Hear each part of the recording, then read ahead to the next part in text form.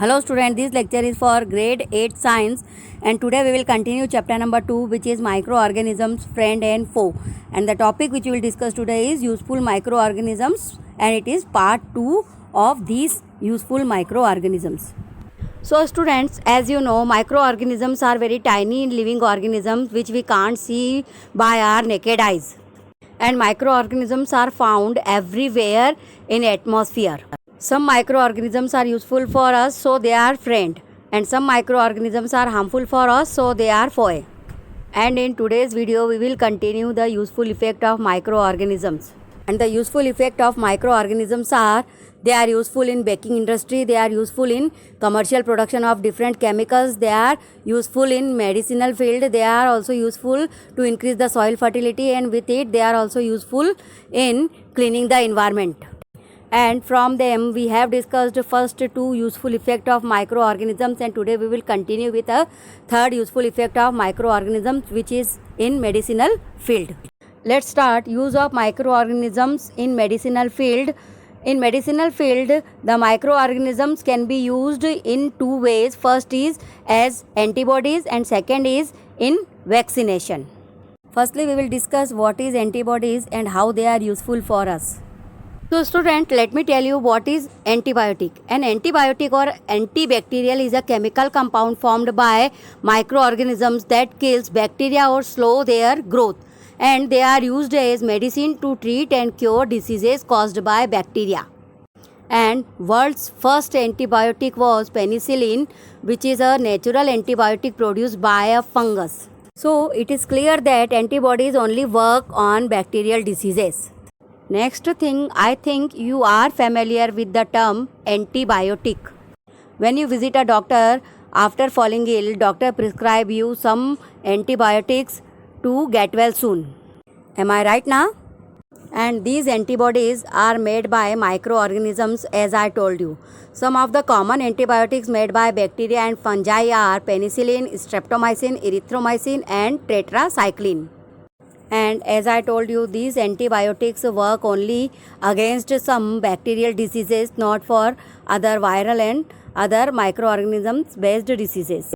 And some examples of such bacterial diseases which may be cured by action of antibiotics are most sinus infections, strep throat, band gala or band naak, pneumonia, problem in breathing, most ear infections and nasty or bad bacterial skin infections.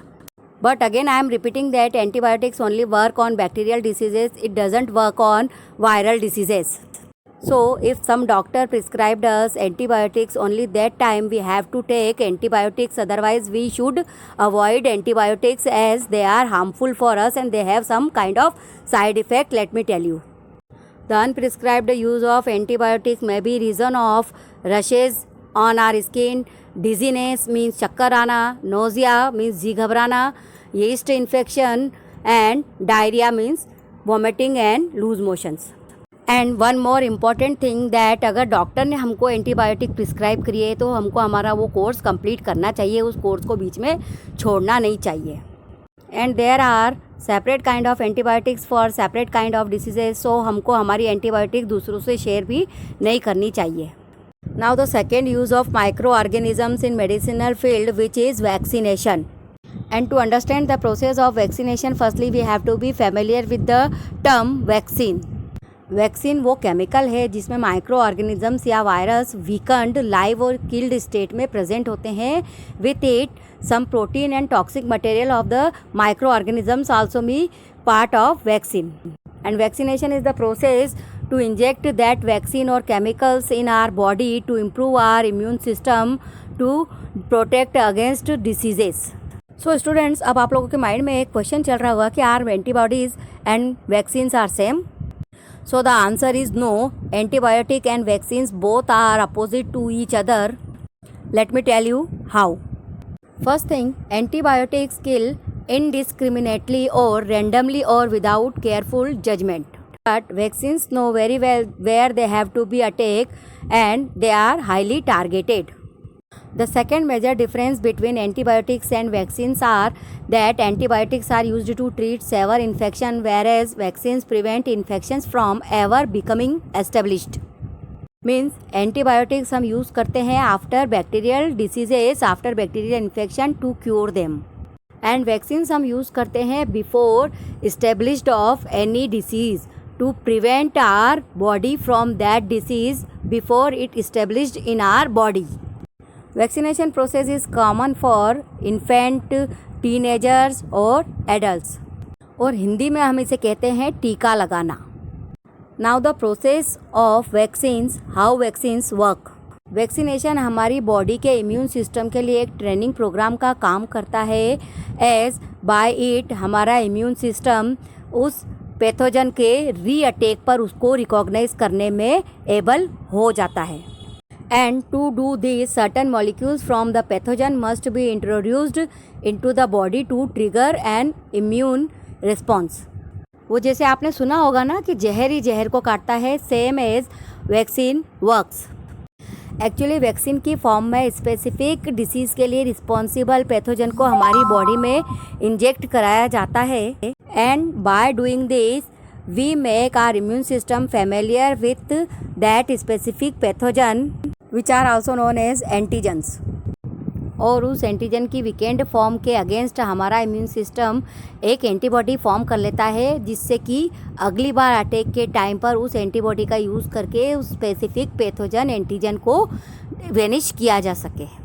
एक simple सा example देती हूँ। Suppose आपने कुछ गलती की और आपकी मम्मी ने उस गलती पर आपको डांटा और समझाया, and next time you never repeat that same mistake again, as now you know that this is wrong thing.